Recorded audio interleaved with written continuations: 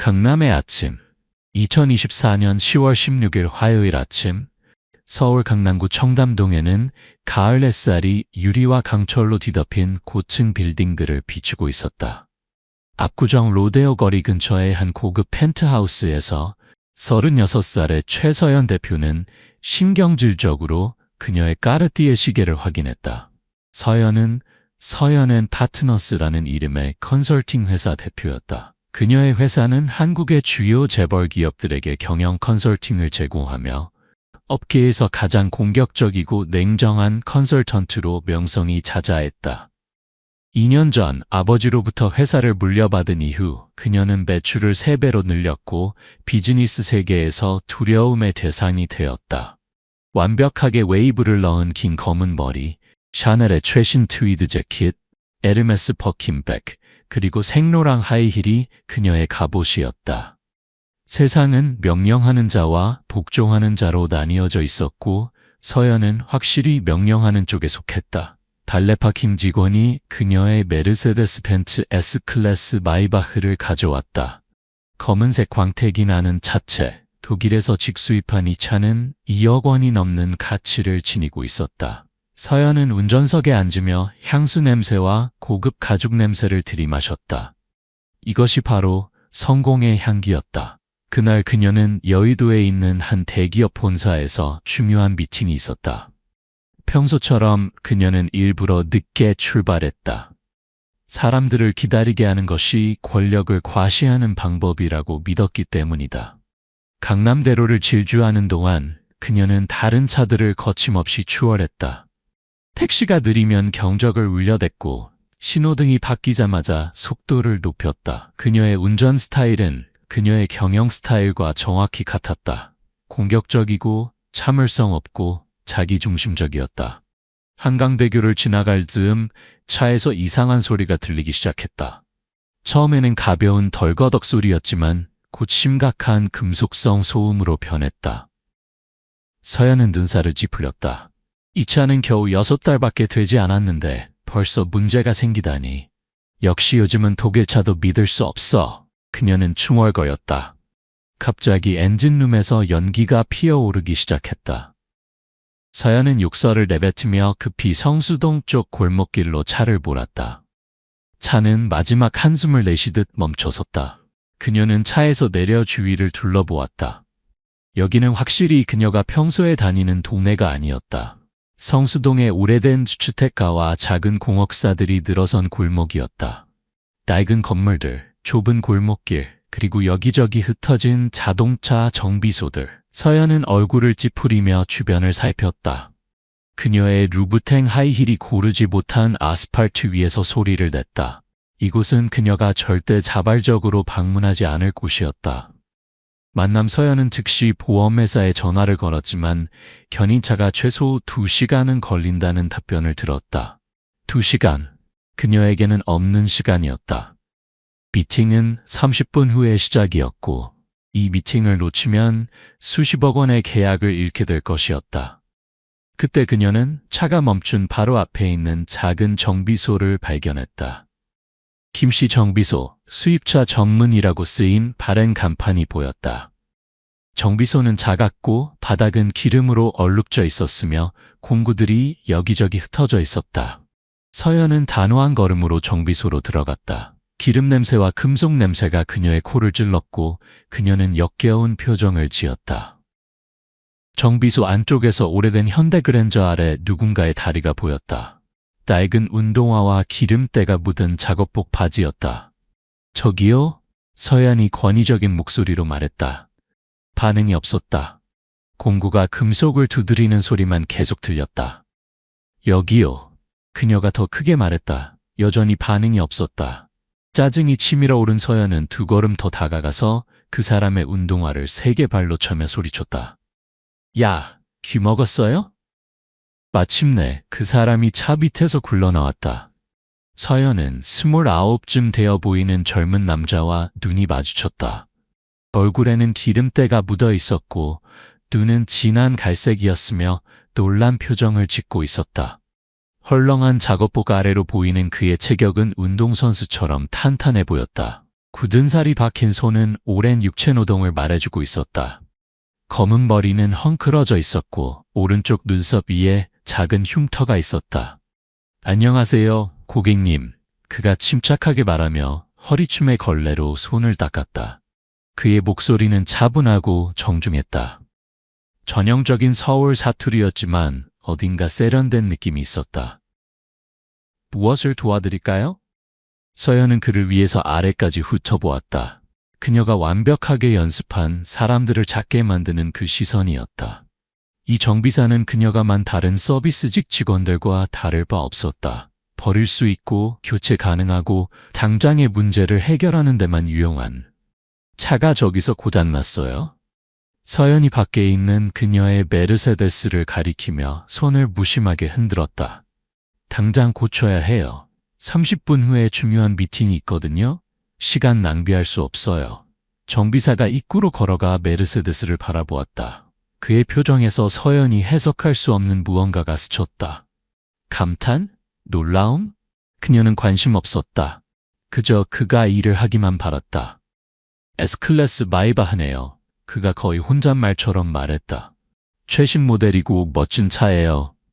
제 차에 대한 당신 의견은 필요 없어요. 서연이 쏘아붙였다. 수리가 필요할 뿐이에요. 할 수 있어요, 없어요? 남자는 잠시 그녀를 바라보았다. 마치 기계적인 문제 이상의 무언가를 평가하는 것 같았다. 그리고 천천히 고개를 끄덕였다. 한번 봐드리겠습니다만 그가 말했다. 고객님께서 이해하셔야 할 게 이런 고급 메르세데스는 일반 차와 다릅니다. 문제가 심각하면 몇 분 만에 해결되지 않습니다. 얼마나 복잡한지는 상관없어요. 서연이 팔짱을 끼며 대꾸했다. 당신은 정비사잖아요? 그럼 일이나 하세요? 그게 제가 돈 주고 시키는 일이잖아요. 아직 돈을 받지 않았는데요, 고객님. 그가 미소를 지으며 말했다. 그 미소에는 뭔가 도전적인 것도 그렇다고 굴종적인 것도 아닌 이상한 무언가가 있었다. 그것이 서연을 더욱 짜증나게 했다. 모욕 정비사가 메르세데스로 걸어갔고 서연도 따라갔다. 그는 조심스럽게 거의 경건하게 보닛을 열었다. 그의 손은 정밀하게 움직이며 여러 부품들을 만지고 느끼고 소리를 들었다. 서연은 그의 손톱 및 기름때에도 불구하고 그의 움직임이 놀랍도록 섬세하고 확신에 차 있다는 것을 알아차렸다. 마치 외과의사 같다. 터보차저가 고장났네요. 몇 분 후 그가 발표했다. 그리고 들은 소리로 봐서는 냉각 시스템에도 손상이 있는 것 같습니다. V8 피터보 엔진은 과열에 매우 민감합니다. 서연은 그가 말한 것의 절반도 이해하지 못했지만 그것을 인정하지 않을 것이었다. 그래서 얼마나 걸리는데요? 정비사는 믿을 수 없다는 표정으로 그녀를 바라보았다. 고객님, 이건 30분짜리 작업이 아닙니다. 여러 구성 요소를 확인해야 하고 이 모델에 맞는 특정 부품을 주문해야 할 수도 있습니다. 최소 이틀에서 사흘은 걸립니다. 이틀에서 사흘이요? 서연의 목소리가 한 옥타브 올라갔다. 미쳤어요? 이틀에서 사흘이 어딨어요? 지금 당장 이 차가 필요하다고요? 급하신 건 이해합니다. 그가 인내심 있게 대답했다. 하지만 물리학과 기계학은 우리 일정에 맞춰 작동하지 않습니다. 빠르고 임시적인 수리를 하려고 하면 엔진에 더 큰 손상을 줄 수 있습니다. 이 차는 억 단위의 가치가 있습니다. 엔진을 완전히 망가뜨릴 위험을 감수하고 싶지 않으실 겁니다. 그의 어조에 있는 뭔가 마치 그녀가 이해하지 못하는 아이인 것처럼 차근차근 설명하는 그 태도가 서연의 분노에 불을 붙였다. 이 지저분한 정비사가 삼류 정비소에서 일하며 손이 더러운 놈이 감히 그녀에게 가르치려 든다니. 잘 들어요. 서연이 거의 통제되지 않는 공격성으로 그에게 다가서며 말했다. 제게 어떻게 돌아가는지 설명할 필요 없어요. 제가 필요한 건 당신이 제가 돈 주고 시키는 일을 하는 거예요. 당신은 정비사예요. 컨설턴트가 아니에요. 당신 일이나 하고 입 다물어요. 남자의 표정이 미묘하게 바뀌었다. 눈이 약간 딱딱해지고 턱이 긴장했다. 순간 서연은 그가 같은 공격성으로 대응할 것이라고 생각했지만 대신 그는 한 걸음 물러서며 천천히 고개를 끄덕였다. 고객님, 말씀대로 하겠습니다. 그때 정비소 뒤쪽 사무실에서 다른 남자가 나왔다. 50대 후반으로 보이는 머리가 회색이고 작업복 셔츠를 압박하는 눈에 띄는 배를 가진 남자였다. 오랜 세월 어려운 고객들을 상대해온 사람의 친절하면서도 지친 표정이었다. 무슨 일이야, 민준아? 그가 서연과 젊은 정비사를 번갈아 보며 물었다. 민준 씨가 제 차를 고치려던 참이에요. 서연이 젊은 정비사가 대답하기 전에 끼어들었다. 실력이 있기를 바라네요. 제 귀한 시간을 낭비하고 있으니까요. 나이든 남자가 메르세데스를 보고 민준을 쳐다보았다. 그들 사이에 서연이 이해할 수 없는 무언의 소통이 있는 것 같았다. 민준이는 제가 아는 최고의 정비사입니다. 고객님. 그가 마침내 말했다. 민준이한테 맡기시면 되는데 이런 종류의 수리는 시간이 걸립니다. 그렇다면 아마 더 간단한 차들을 고치는 데 집중하셔야겠네요. 서연이 경멸적으로 대꾸했다. 고급 기술을 다룰 준비가 안 된 것 같으니까요. 민준의 눈에서 무언가가 번쩍였다. 위험할 정도로 분노와 비슷한 것이었지만 그는 깊게 숨을 들이쉬며 그것을 억눌렀다. 주어진 시간 안에 최선을 다하겠습니다. 그가 단순하게 말했다. 김 사장님, 공구 좀 도와주시겠어요? 기다림과 발견, 다음 30분 동안 서연은 초조하게 민준과 김 사장이라 불린 나이든 남자가 그녀의 메르세데스를 수리하는 모습을 지켜보았다. 그녀는 비서에게 전화를 걸어 미팅을 취소했고 차가 고장났다고 인정하기보단 가족 비상사태라는 애매한 메시지를 남겼다. 5분마다 그녀는 얼마나 더 걸리냐고 물었고 민준의 작업을 그의 무능함과 정비소의 열악함에 대한 논평으로 방해했다. 이곳에 에어컨도 없어요? 그녀가 어느 순간 불평하며 가방에서 꺼낸 파일로 과장되게 바람을 일으켰다. 이런 환경에서 일한다는 건 비인간적이에요. 에어컨이 2주 전에 고장났습니다. 김 사장이 인내심 있게 대답했다. 수리할 돈을 모으고 있습니다. 서연은 코웃음 쳤다. 놀랍네요. 자기 장비도 제대로 관리 못하는 정비소라니. 민준이 그녀의 말에 턱을 악문 것을 알아차렸지만 그는 아무 말도 하지 않고 엔진에 집중했다. 그의 침묵에는 대답하지 않고 모든 모욕을 흡수하는 방식에는 뭔가 있었고 그것이 그녀를 더욱 짜증나게 했다. 마치 그녀가 그를 판단할 권리가 전혀 없는 누군가에게 판단받고 있는 것 같았다. 마침내 민준이 심각한 표정으로 보닛 아래에서 나왔다. 임시 수리를 해냈습니다. 그가 손을 닦으며 발표했다. 차는 작동할 겁니다만 오래 가지 않을 거예요. 가능한 한 빨리 전문 서비스 센터에 가셔서 완전한 수리를 받으셔야 합니다. 계속 이렇게 운전하시면 손상이 영구적이 될 겁니다. 그건 제 문제고 당신 문제가 아니에요. 서연이 이탈리아산 가죽 지갑을 꺼내며 대꾸했다. 얼마죠? 진단과 임시 수리비로 15만 원입니다. 민준이 무표정한 목소리로 말했다. 서연은 10만 원짜리 지폐 2장을 꺼내 기름때 묻은 작업대 위에 떨어뜨렸다. 마치 그곳에 어떤 것을 만지는 것만으로도 오염될 수 있다는 듯이. 거스름돈은 가지세요. 그녀가 모욕이 내포된 그 톤으로 말했다. 뭔가 좋은 거 사세요. 민준의 눈이 어두워지는 것을 봤지만 그는 말없이 돈을 집어넣었다. 하지만 김 사장은 참을 수 없었다. 고객님, 아마도 뭐요? 서연이 불타는 눈으로 그를 향해 돌아서며 끼어들었다. 돈 주고 시킨 일 한 것에 대해 감사하라고요? 이 정비소는 제가 여기 멈춘 게 행운이에요. 아마 이 동네에서 제 차 같은 거 자주 못 볼 테니까요. 그때 또 다른 고객이 정비소에 들어왔다. 40대의 택배회사 유니폼을 입은 남자였다. 그는 분위기에 긴장감을 느끼고 멈춰섰다. 제가 방해가 되나요? 그가 망설이며 물었다. 아니요. 서연이 차를 향해 걸어가며 말했다. 여기서 다 끝났어요. 다시는 안 올 거예요. 이곳이 충족시킬 수 없는 서비스 기준이라는 게 있거든요. 민준 씨는 이 지역 최고의 정비사예요. 택배기사가 방어적으로 끼어들었다. 제 트럭을 셀 수 없이 많이 살려주셨어요. 민준 씨 아니었으면 진작 직장 잃었을 겁니다.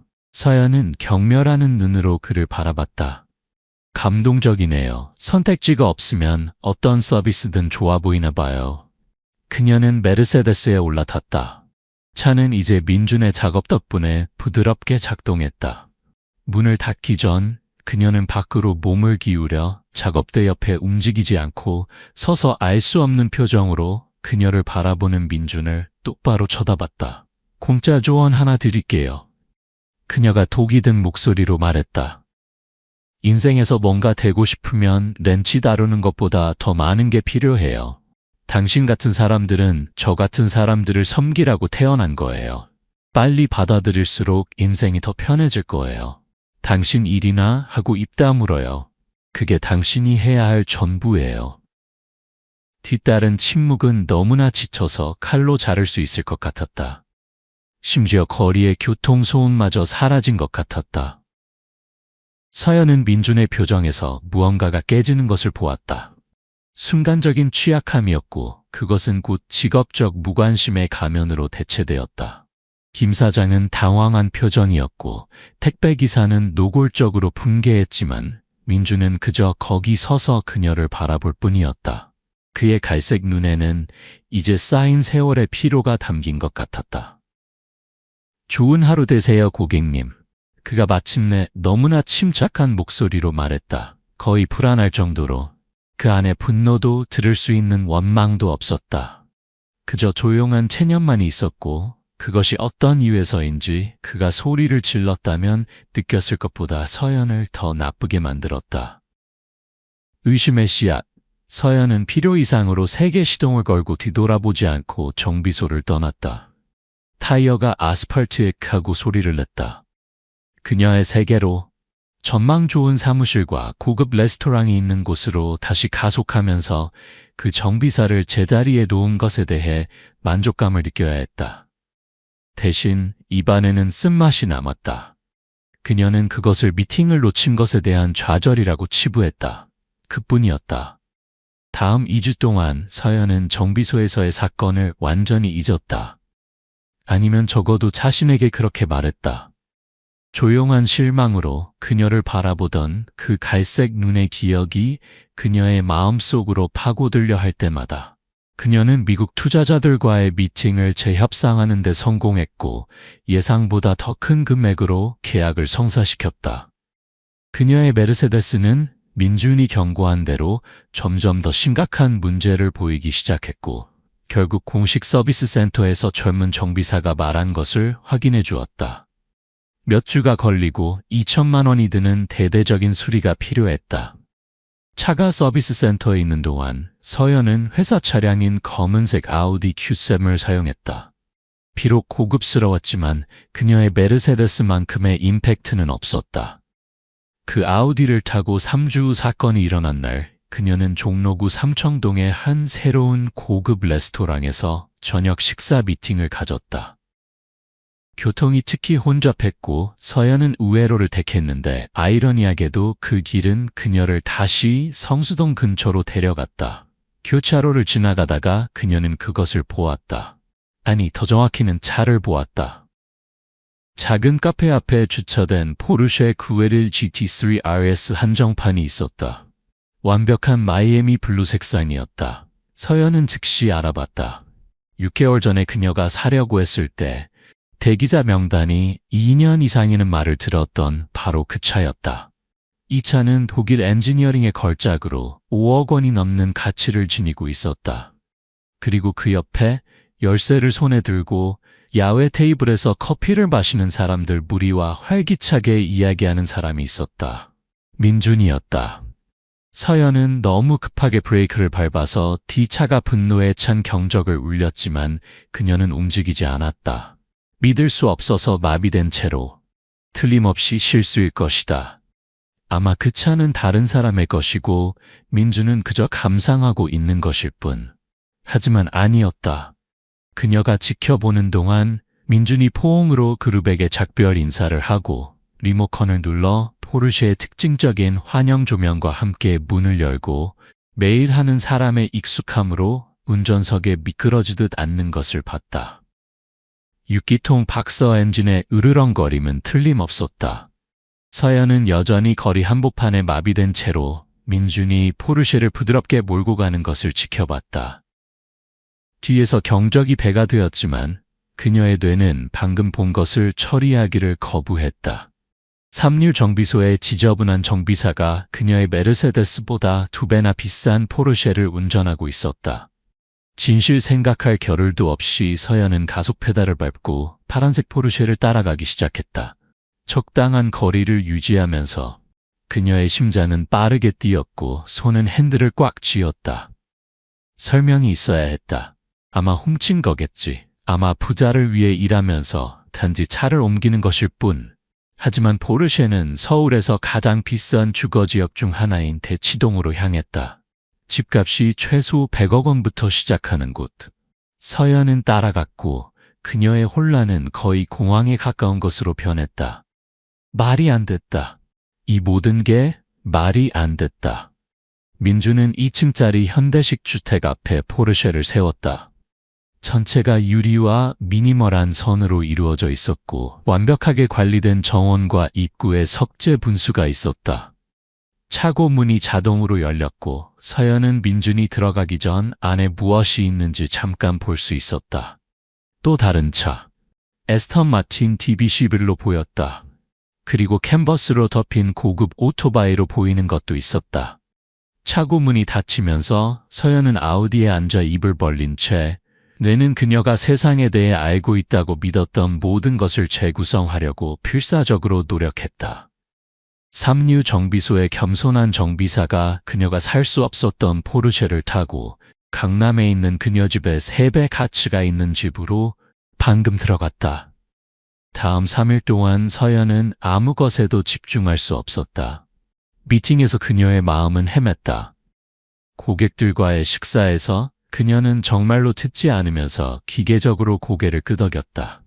밤에는 재무보고서를 검토하는 대신 구글, 링크드인, 소셜미디어에서 김민준에 대한 정보를 강박적으로 조사하고 있는 자신을 발견했다. 답을 줄 수 있는 무엇이든. 그리고 그녀가 찾은 답들은 그녀를 더욱 충격에 빠뜨렸다. 김민준은 단순한 정비사가 아니었다. 그는 30년 전 겸손한 김씨 정비소를 설립한 김철수의 아들이었다. 하지만 민준은 또한 한국 최고의 대학 중 하나인 K-에이스트를 졸업한 기계공학 엔지니어였다. 고성능 엔진을 전공했고 독일에서 포르쉐의 장학금을 받아 석사 학위를 땄으며 슈투트가르트에 있는 회사의 엔지니어링 부서에서 3년간 일했다. 하지만 그게 전부가 아니었다. 민준이 한국으로 돌아온 것은 선택지가 없어서가 아니라 그의 아버지가 심장마비를 겪었고 누군가 가족 정비소를 돌봐야 했기 때문이었다. 그는 메르세데스 벤츠, BMW, 아우디의 제안을 거절하고 성수동의 작은 정비소로 돌아왔다. 왜냐하면 그의 아버지가 그것을 만들기 위해 평생을 바쳤고 민준은 그것이 죽게 놔두지 않을 것이기 때문이었다. 서연은 자동차 전문지에서 민준이 그의 업무 철학에 대해 이야기하는 인터뷰를 찾았다. 95년식 소나타든 올해 나온 페라리든 모든 차는 같은 관심과 존중으로 수리받을 자격이 있습니다. 기계학은 가격으로 차별하지 않습니다. 저도 마찬가지입니다. 그가 시작한 프로그램에 대한 기사들이 있었다. 저소득층 청소년들을 무료로 자동차 정비 기술로 훈련시켜 그들의 가족을 부양할 수 있는 품위 있는 직업을 제공하는 프로그램. 그리고 포르쉐에 대한 이야기가 있었다.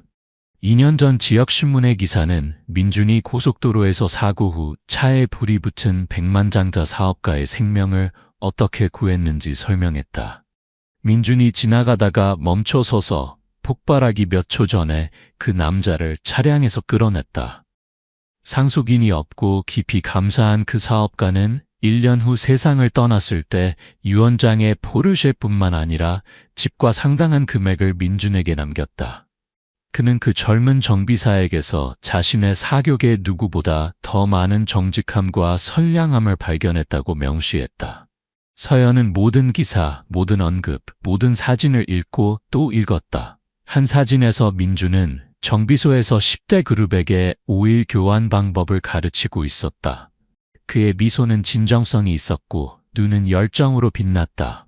그는 그녀가 그에 대해 가정했던 모든 것에 정반대였다. 수치심은 그녀의 위장의 작은 씨앗으로 시작되었지만 빠르게 자라나 그녀를 질식시킬 위협이 되는 것으로 변했다. 그녀가 자신의 말을 기억할 때마다, 모든 모욕, 모든 경멸적인 논평을 할 때마다 마치 그녀의 피부에 바늘이 박히는 것 같았다. 당신 같은 사람들은 저 같은 사람들을 섬기라고 태어난 거예요. 그녀 자신의 말이 고발처럼 그녀의 머릿속에서 울려 퍼졌다. 당신 일이나 하고 입 다물어요. 어떻게 그녀가 그렇게 눈이 멀 수 있었을까? 어떻게 작업복을 입고 손톱 밑에 기름때가 있는 사람이 교육받고 재능 있고 성공적일 수 없다고 가정할 수 있었을까? 그녀는 민준을 그의 외모, 위치, 직업으로 판단했다. 그의 첫인상 너머에 더 많은 것이 있을 수 있다는 것을 고려할 시간조차 들이지 않고 사죄 정비소에서의 발견 후 일주일이 지나고 서연은 결정을 내렸다. 사과해야 했다. 자신이 한 일의 무게를 가지고 계속 살 수 없었다. 그녀는 직원들의 놀란 시선을 무시하고 일찍 사무실을 나섰다. 그녀는 절대 저녁 8시 전에 퇴근하지 않았는데, 그리고 두근거리는 심장으로 성수동으로 차를 몰았다. 김씨 정비소는 마지막으로 본 것과 정확히 같아 보였다. 같은 발행 간판, 같은 기름 얼룩진 바닥, 같은 흩어진 공구들. 하지만 이제 서연은 다른 눈으로 보았다. 겉보기 홀란디의 조직, 쉬운 접근을 위해 공구가 배치된 방식의 효율성, 각 차량이 돌봐주는 세심함을 보았다. 김 사장이 그녀를 처음 봤다. 그의 표정은 놀라움에서 위험할 정도로 반대에 가까운 것으로 변했다. 최 대표님, 그가 차가운 공손함으로 말했다. 여기서 다시 뵐 줄 몰랐네요. 민준 씨와 얘기하러 왔어요. 서연이 말했다. 그녀의 목소리가 불확실하게 들리는 것이 싫었다. 그녀는 절대 불확실하게 들리지 않았다. 여기 계세요? 김 사장이 긴 순간 동안 그녀를 살폈다. 고객과 함께 있는데 왔다고 말씀드릴 수 있습니다. 기다리겠습니다. 서연이 빠르게 말했다. 시간이 얼마나 걸리든. 나이든 남자가 천천히 고개를 끄덕이고 정비소 뒤쪽으로 사라졌다. 서연은 입구에 서서 그 어느 때보다 장소에 어울리지 않는다고 느꼈다. 다른 정비사들이 호기심과 적대감으로 그녀를 쳐다봤다. 분명히 김 사장이 지난번 그녀의 행동에 대해 그들에게 말했을 것이다. 민준이 마침내 안도하고 감사해 보이는 나이든 여성 고객과 함께 사무실에서 나오기까지 시간처럼 느껴진 20분이 지났다. 걱정하지 마세요, 김 여사님. 그가 그녀에게 부드러운 인내심으로 말하고 있었다. 차는 내일까지 준비될 거예요. 비용은 걱정하지 마세요. 당신한테 맞는 할부 계획을 짤 수 있습니다. 그 여성은 감사하며 그의 손을 꽉 쥐었고 떠났다. 그제야 민준이 돌아서서 서연을 봤다. 그의 표정은 즉시 변했고 강철 문처럼 닫혔다. 최 대표님, 그가 무표정한 목소리로 말했다. 메르세데스에 다시 문제가 있나요? 아니요, 저는 얘기할 필요가 있어요. 당신과요? 서연이 어색하게 스스로를 바로잡았다. 제발, 몇 분만요. 민주는 근처 작업대에서 지켜보고 있는 아버지를 쳐다봤다. 김 사장이 거의 눈에 띄지 않게 고개를 끄덕였다. 여기서 2블록 떨어진 곳에 카페가 있어요. 민준이 마침내 말했다. 15분 드릴 수 있습니다. 15분. 그녀가 모욕하고 공개적으로 굴욕을 주고 쓰레기처럼 대했던 남자가 그녀에게 15분을 주고 있었다. 서연은 고개를 끄덕이며 평소라면 그런 제안을 받아들이는 것을 불가능하게 만들었을 자존심을 삼켰다. 고백. 그들은 침묵 속에 카페까지 걸었다. 갓 구운 빵과 한국 커피 냄새가 나는 작고 깨끗한 곳이었다. 민주는 블랙 커피를 주문하고 발장을 낀 채 그녀 맞은편에 앉았다. 그의 신체 언어는 방어적이고 폐쇄적이었다. 서연은 그를 탓할 수 없었다. 당신 포르쉐를 봤어요. 서연이 말을 더듬으며 시작했다. 일주일 전에 대치동집까지 따라갔어요. 권리가 없었는데 혼란스러웠어요. 그 후에 당신에 대해 조사했어요. 독일에서의 석사 학위에 대해, 포르쉐에서의 일에 대해, 유산으로 모든 걸 남긴 사업가에 대해 읽었어요. 젊은이들을 위한 훈련 프로그램에 대해서도 읽었고요. 민주는 아무 말도 하지 않았다. 그저 그날 그녀를 모욕했을 때와 같은 알 수 없는 표정으로 그녀를 관찰할 뿐이었다. 변명하러 온 게 아니에요. 서연이 비록 모든 본능이 다른 곳을 보라고 외쳤지만 눈을 맞추며 계속했다. 사과하러 왔어요. 제가 그날 당신을 대한 방식은 용서받을 수 없어요. 당신을 알지도 못하고 판단했어요.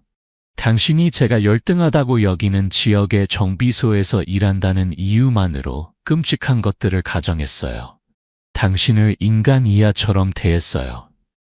그날만이 아니었어요. 민준이 마침내 말했다. 그의 목소리는 낮지만 단호했다. 정비소 김 사장님, 동네에 대한 모든 경멸적인 논평이었어요. 당신이 우리 공간에 무언가를 만지는 것이 당신을 오염시킬 수 있다는 듯이 작업대 위에 돈을 떨어뜨린 방식이었어요. 가난한 정비사에게 500원이 큰 돈인 것처럼 팁으로 뭔가 좋은 것을 사라는 제안이었어요. 모든 말이 서연이 가슴에서 느끼는 정확한 타격이었다. 맞아요. 그녀가 속삭였다. 당신 말이 다 맞아요. 최악은 제가 의식적으로 한 것조차 아니라는 거예요. 이게 제가 평생 살아온 방식이에요. 서비스직 사람들을 마치 그들이 보이지 않거나 열등한 것처럼 대하면서요. 당신은 저에게 그저 그중 하나일 뿐이었어요. 포르쉐를 볼 때까지는요.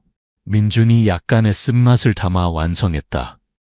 이제 제가 돈이 있고 좋은 학교를 나왔다는 걸 아니까 이제는 존중받을 자격이 있는 거죠. 아니요. 그녀의 목소리에 담긴 격렬함이 둘 다를 놀라게 했다. 아니요. 그게 아니에요. 그렇긴 한데 당신이 생각하는 방식이 아니에요.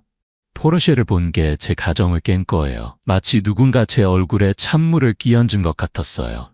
사람들에 대해, 가치에 대해, 성공에 대해 제가 믿었던 모든 것에 의문을 가지도록 강요했어요. 서연은 깊게 숨을 들이쉬고 완전히 정직하기로 결심했다. 비록 그것이 그녀를 망가뜨리더라도. 진실은 당신이 처음 만났을 때부터 제 존중을 받을 자격이 있었다는 거예요. 포르쉐가 있든 없든요, 당신은 단순히 일을 하려는 인간이라는 이유만으로 존중받을 자격이 있었어요. 문제는 제가 당신의 교육이나 집이나 차에 대해 몰랐던 게 아니에요. 문제는 제가 그런 것들이 당신에게 가치를 줄 거라고 생각했다는 거예요. 민준이 마침내 팔짱을 풀었다. 그의 표정은 여전히 조심스러웠지만 그럼 이제 뭐가 바뀌었나요? 그가 물었다. 모든 것이요? 서연이 인정했다. 지난 일주일을 정말로 저 자신을 처음으로 보며 보냈어요. 몇 년 만에요. 그리고 제가 본 것이 마음에 들지 않아요. 저는 사람들을 그들의 은행 계좌, 우편번호, 옷 브랜드로 측정하는 사람이 되었어요. 아버지는 우리 사업을 맨바닥에서 시작하셨어요. 임대한 작은 방에서 일하는 독립 회계사로 시작하셨죠. 그리고 제가 회사를 물려받았을 때 저는 그것을 완전히 잊었어요. 아버지가 시작할 때 그분을 경멸하며 바라보던 바로 그런 유형의 사람이 되었어요. 처음으로 민준의 눈에서 다른 무언가의 섬광을 봤다. 정확히 공감은 아니었지만 아마도 이해였다. 많은 성찰을 하신 것 같네요. 그가 논평했고 그의 어조는 이전의 경직함을 잃었다. 다른 것에 대해 생각할 수가 없었어요. 서연이 고백했다. 제 머릿속에서 제 자신의 말이 계속 들려요. 당신 일이나 하고 입 다물어요. 마치 당신의 유일한 목적이 저를 섬기는 것인 것처럼. 당신에게 생각, 감정, 꿈이 없는 것처럼. 마치 당신이 사람이 아니라 도구인 것처럼. 민준이 커피를 한 모금 마시며 그녀의 말을 곰곰이 생각했다. 뭐가 가장 아팠는지 아세요? 그가 마침내 물었다. 저에 대한 모욕이 아니었어요. 평생 비슷한 것들을 들어왔으니까요. 손으로 일하기로 선택했다고 해서 무식하거나 실패자라고 가정하는 사람들이요. 정말 아팠던 건 아버지와 그의 정비소에 대한 경멸이었어요. 서연은 눈물이 넘칠 것 같았다. 김 사장님은 좋은 분 같던데요. 제가 아는 최고의 사람이에요. 민준이 격렬하게 말했다. 당신이 경멸했던 그 정비소, 삼류라고 불렀던 그곳은 30년 동안 우리 가족을 부양했어요. 아버지는 제게 교육을 제공하기 위해 수년간 하루 16시간씩 일하셨어요. 결코 불평하지 않으셨고 결코 포기하지 않으셨죠. 그리고 제가 독일에 있을 때 제 인생을 매우 편안하게 만들어줄 급여를 받고 있었는데 제가 생각할 수 있었던 건 아버지가 혼자 늙어가고 계시고 아침 6시에 일어나 정비소를 열고 점점 더 아픈 허리로 무거운 공구를 들고 계신다는 것뿐이었어요. 그래서 돌아오셨군요. 서연이 부드럽게 말했다. 그래서 돌아왔죠. 그리고 1초도 후회하지 않아요. 공식 서비스 센터에 갈 돈이 없어서 절망적으로 그 정비소에 온 사람들이 얼마나 많은지 아세요? 그 사람이 일하러 가서 가족을 먹여 살리기 위해 차가 필요하다는 걸 알았기 때문에 우리가 무료로 또는 거의 무료로 일을 한 적이 얼마나 많은지요. 당신이 그렇게 경멸로 바라본 그 정비소가 삶을 바꿨어요. 서연은 흘러나온 눈물을 닦았다. 봤어야 했는데 모든 신호가 있었어요. 당신이 일하는 방식, 기술적 지식, 김 여사님에 대한 인내심. 하지만 제 자신의 편견에 너무 눈이 멀어서 그중 아무것도 볼 수 없었어요. 대부분의 사람들이 보지 못해요. 민준이 한숨을 쉬며 말했다. 서비스업에 종사하는 모든 사람이 교환 가능하고 역사도 없고 교육도 없고 야망도 없다고 가정하는 게 더 쉬운가 봐요. 그건 변명이 아니에요. 서연이 단호하게 대답했다. 제가 말하거나 한 어떤 것도 변명의 여지가 없어요. 제가 할 수 있는 건 진심으로 미안하다고 말하는 것뿐이에요. 그리고 변하겠다는 거예요. 당신에게만이 아니라 모두에게요. 제 사무실의 청소 직원, 식당의 웨이터, 서비스를 제공하는 모든 사람에게요. 왜냐하면 모두가 직업이나 경제적 상황과 관계없이 기본적인 존중을 받을 자격이 있으니까요. 민준이 긴 순간 동안 그녀를 살폈다. 사과는 쉬워요. 그가 마침내 말했다. 말은 쉽죠. 진짜 변화가 중요한 거예요. 알아요. 서연이 받아들였다. 그리고 당신이 즉시 저를 용서하기를 아니면 아예 용서하지 않기를 기대하지 않아요. 그저 당신이 알았으면 했어요. 제가 한 일을 인식하고 있고 왜 그게 잘못됐는지 이해하고 진심으로 후회한다는 것을요. 민준이 커피를 마시고 일어섰다. 문에서 멈춰 어깨 너머로 그녀를 쳐다보았다.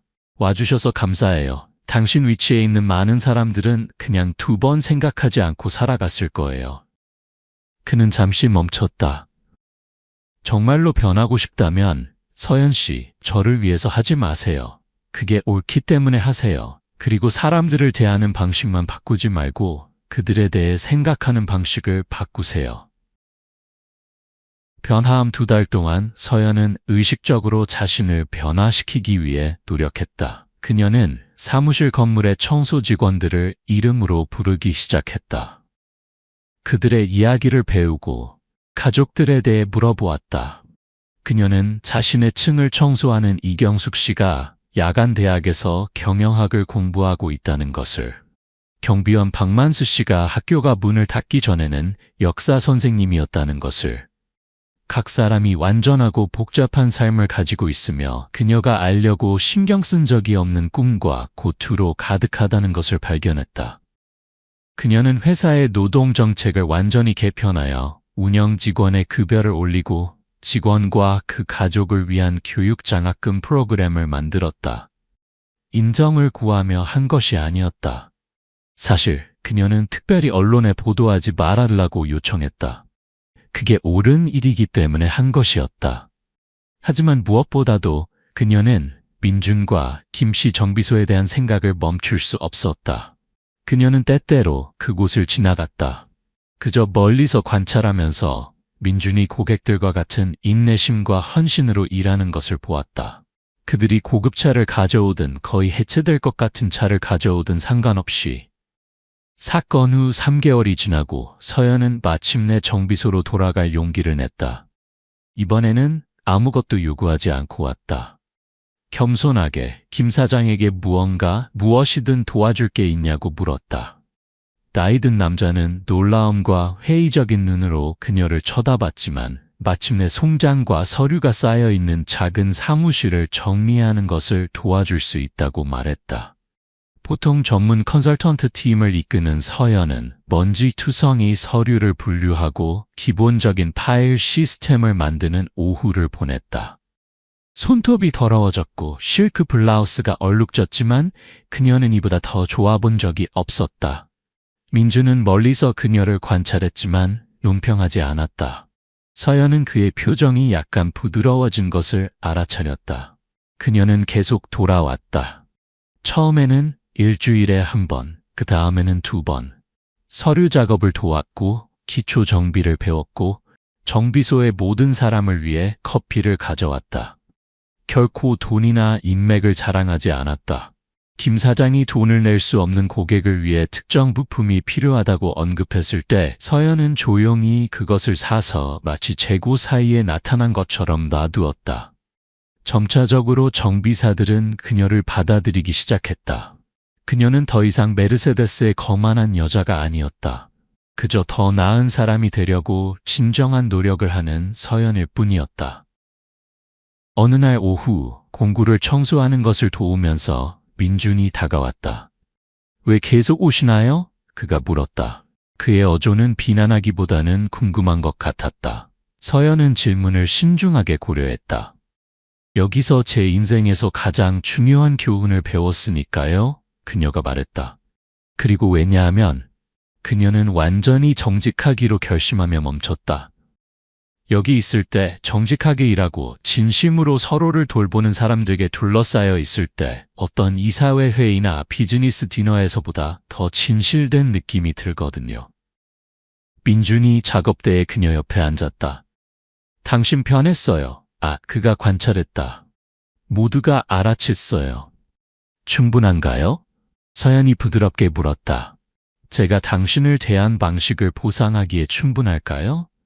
보상에 관한 게 아니에요. 민준이 생각에 잠겨 대답했다. 시간을 되돌려 일어난 일을 되돌릴 수는 없어요. 하지만 앞으로 다르게 되기로 선택할 수는 있어요. 그리고 그게 당신이 해온 거예요. 당신의 청소년 훈련 프로그램에 대해 김 사장님이 말씀해 주셨어요. 서연이 말했다. 돕고 싶어요. 돈으로만이 아니라. 그녀는 그의 조심스러운 표정을 보고 빠르게 덧붙였다. 돈도 필요하면 그렇게 하고요. 하지만 주로 제 회사를 실습 장소로 제공하고 싶어요. 당신 프로그램을 완료한 청소년들에게 자동차 사업의 관리 측면에 대해 가르칠 수 있어요. 민주는 진심 어린 놀라움으로 그녀를 쳐다봤다. 진심이세요? 완전히요. 그리고 제가 허락한다면 프로그램을 위해 더 많은 후원자를 얻기 위해 제 인맥을 사용하고 싶어요. 공을 가로채지 않고 당신의 프로그램을 제 이미지를 개선하기 위해 사용하지 않고요. 그저 중요하고 더 많은 지원을 받을 자격이 있기 때문에요. 그들이 만난 이후 처음으로 민준이 진심으로 미소 지었다. 작거나 조심스러운 미소가 아니라 그의 얼굴을 밝히는 완전한 미소였다. 알아요? 4개월 전에 이 정비소에 처음 들어왔을 때 당신이 세상에서 가장 불가능한 사람이라고 맹세했을 거예요. 그리고 이제는 손톱 밑에 기름때를 묻힌 채 여기 있으면서 대가 없이 도움을 제공하고 있네요. 사람은 변할 수 있어요. 서연이 미소를 돌려주며 말했다. 매우 현명한 정비사다 그걸 가르쳐줬어요. 구속 다음 해 동안 서연은 약속을 지켰다. 그녀의 회사는 민준의 훈련 프로그램의 주요 후원자가 되었고 수십 명의 청소년들이 기술 훈련뿐만 아니라 실제 고용 기회도 찾았다. 서연은 졸업식에 참석했고 각 학생을 이름으로 알았으며 마치 자신의 것인 양 그들의 성공을 축하했다. 민준과의 우정은 자연스럽게 성장했다. 그는 그녀에게 엔진과 기계에 대해 가르쳤다. 그녀는 그가 프로그램을 다른 지역으로 확장하는 것을 도왔다. 김 사장은 그녀를 딸처럼 입양하여 그녀가 너무 일할 때 꾸짖고 그의 아내가 만든 떡으로 그녀를 먹였다. 어느 날 오후 프로그램의 5번째 졸업을 축하하는 동안 민준과 서연은 모두가 떠난 후 정비소에서 단둘이 있게 되었다. 그녀가 축하 테이블을 청소하고 있을 때 그가 다가왔다. 고마워하지 않았어요. 민준이 부드럽게 말했다. 서연은 혼란스러워 그를 쳐다봤다. 뭐 때문에요? 2번째 기회를 줄 가치가 있다는 걸 보여줘서요. 우리가 처음 만난 날 이후로 쉽게 쓴맛을 가지고 모든 부자들이 똑같다고 가정할 수 있었어요. 하지만 당신은 왔고 겸손해졌고 진정으로 변하기 위해 노력했어요. 사람들이 정말로 의지가 있다면 변할 수 있다는 걸 가르쳐줬어요. 서연은 눈에 눈물이 맺히는 것을 느꼈다. 그게 바로 문제예요, 민준 씨. 저는 2번째 기회를 받을 자격이 없었어요. 하지만 당신과 김 사장님은 어쨌든 저에게 주셨어요. 당신들은 제가 평생 보여준 것보다 더 많은 은총과 연민을 보여주셨어요. 모두가 2번째 기회를 받을 자격이 있어요. 민준이 말했다. 그리고 미소를 지으며 덧붙였다.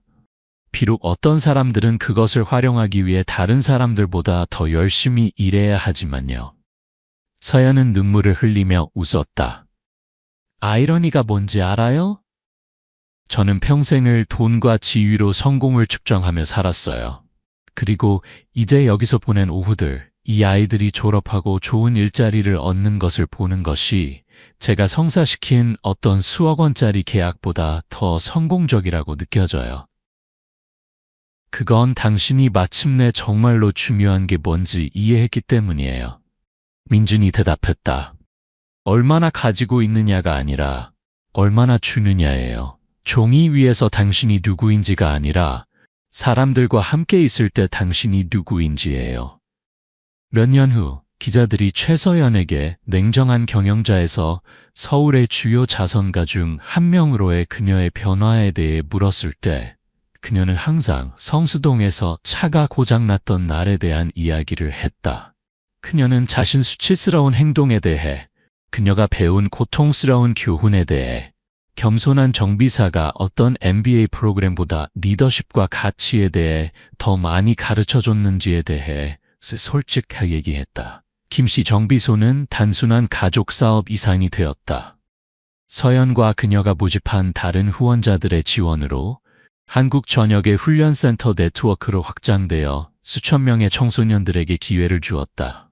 김 사장은 결국 은퇴했고 그의 아들이 작은 정비소를 사회운동으로 변화시킨 것을 자랑스럽게 지켜봤다.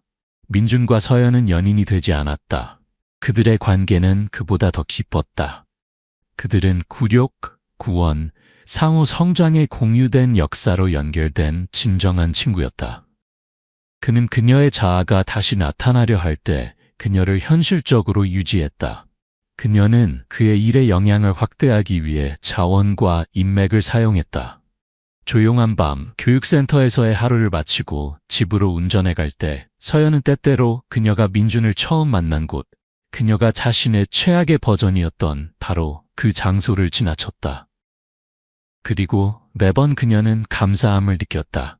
그녀의 차가 정확히 거기서, 정확히 그날 고장났다는 것에 대해. 왜냐하면 때때로 우리 인생에서 가장 부끄러운 순간들이 실제로는 변장한 선물이기 때문이다. 우리의 가장 추악한 결정과 마주하고 더 나아지기로 선택할 기회. 모두가 그것을 활용하는 것은 아니다. 모두가 깊이 잘못되었을 때 인정할 겸손을 가지고 있는 것은 아니다. 하지만 그렇게 하는 사람들, 자신을 변화시키는 고통스러운 작업을 정말로 하는 사람들은 귀중한 것을 발견한다. 변하기에 결코 늦지 않았다는 것을, 의지가 있다면 2번째 기회는 진짜라는 것을.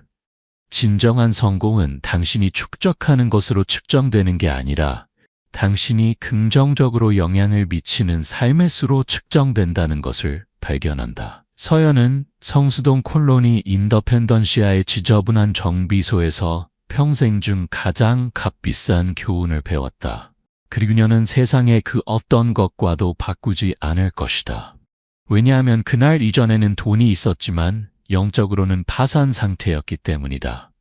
그날 이후 그녀는 마침내 진정으로 부유하다는 것이 무엇을 의미하는지 이해했다.